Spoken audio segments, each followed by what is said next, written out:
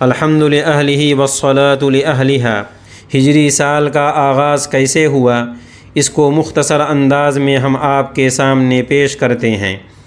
اسلامی اعتبار سے سب سے پہلا سال وہ ہے جس سال نبی کریم صلی اللہ علیہ وسلم نے مکہ سے مدینہ کی طرف ہجرت فرمائی۔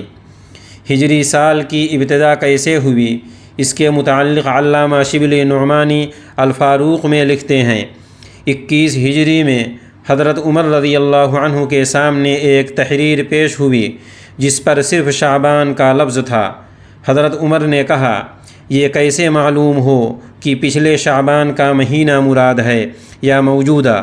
اسی وقت مجلس شورا طلب کی گئی۔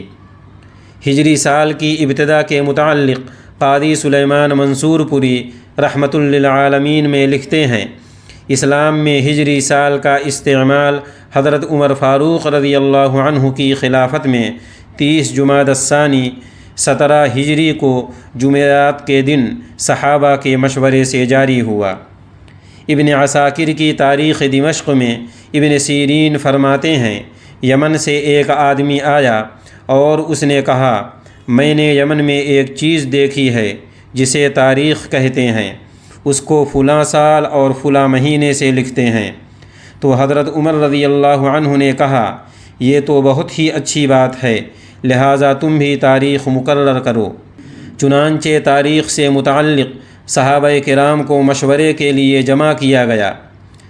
بخاری کی شرح فتح الباری میں علامہ ابن حجر عسقلانی رحمہ اللہ تاریخ مقرر کرنے کا ایک سبب یہ بیان فرماتے ہیں کہ حضرت ابو موسیٰ اشعری رضی اللہ عنہ جو کوفہ کے گورنر تھے، انہوں نے حضرت عمر رضی اللہ عنہ کو خط لکھا کہ آپ کی طرف سے ہمارے پاس خطوط آتے ہیں، ان پر تاریخ درج نہیں ہوتی، اس لیے معلوم نہیں ہوتا کہ یہ کس تاریخ کا حکم نامہ ہے۔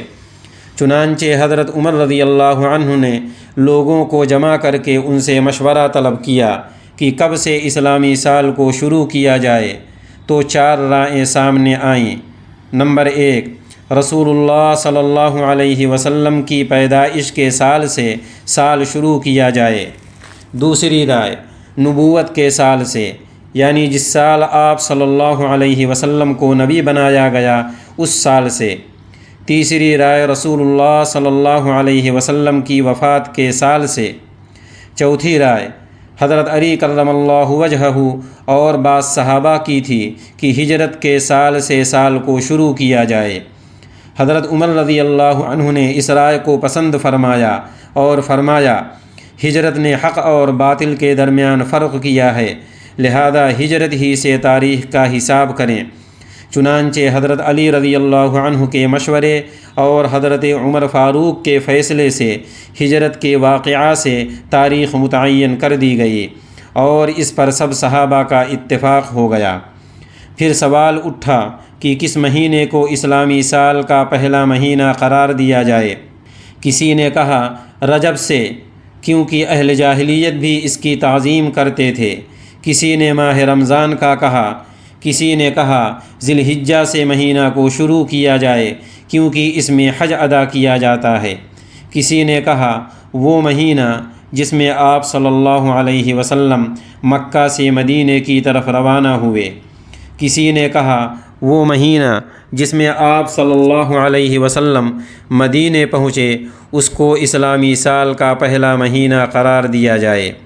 تو حضرت عثمان غنی رضی اللہ عنہ نے فرمایا کہ محرم سے شروع کرو کیونکہ یہ حرمت والا مہینہ ہے، اور دوسرا عربوں کے یہاں بھی یہ پہلا مہینہ شمار کیا جاتا تھا، اور یہ حج سے واپسی کا مہینہ بھی ہے، لہذا حضرت عثمان کے مشورے اور حضرت عمر فاروق کے فیصلے سے اتفاق رائے سے محرم کو پہلا مہینہ قرار دے دیا گیا۔ بعض روایات سے یہ بھی ثابت ہوتا ہے کہ اسلامی ہجری سال کا آغاز جناب رسول اللہ صلی اللہ علیہ وسلم کے حکم سے آپ کی زندگی ہی میں ہو گیا تھا، لیکن سرکاری مراسلات اور دستاویزات میں اس کو باقاعدہ لکھنا حضرت عمر فاروق رضی اللہ عنہ کے دور خلافت میں ہوا۔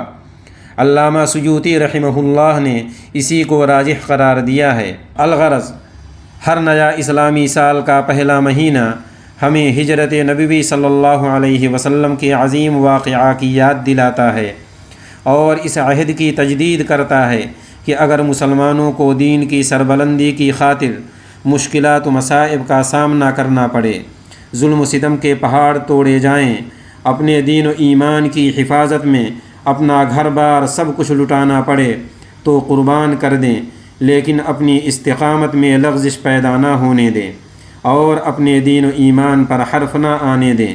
اللہ تبارک و تعالی ہم سب کو دین اسلام کے اوپر استقامت نصیب فرمائے۔